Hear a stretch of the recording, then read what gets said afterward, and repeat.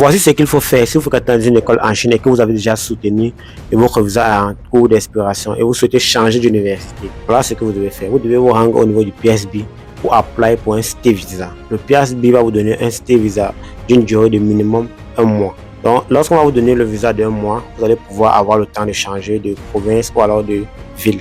Cela va vous laisser le temps d'apply dans plusieurs universités pour avoir l'admission et d'aller dans la nouvelle université pour prolonger votre séjour. Donc, lorsque vous êtes dans cette situation-là, mes amis, chers frères, ne paniquez pas. Parce que si vous pensez que lorsque vous êtes dans cette situation, la solution est de rentrer d'abord dans votre pays d'origine pour pouvoir revenir après, vous allez dépenser énormément. Donc, lorsque vous êtes dans cette situation, la première chose à faire, c'est de vous rendre au PSB, d'expliquer votre problème. Ils vont vous donner d'abord un stay visa qui va faire au moins 30 jours.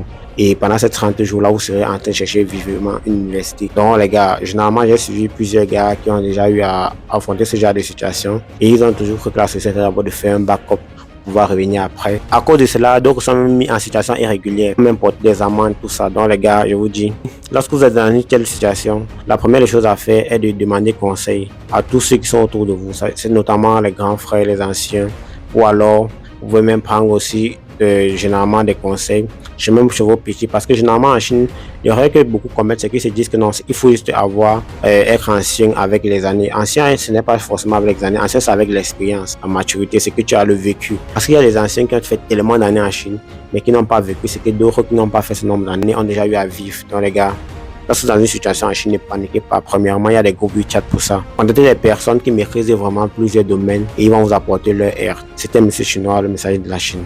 On est ensemble.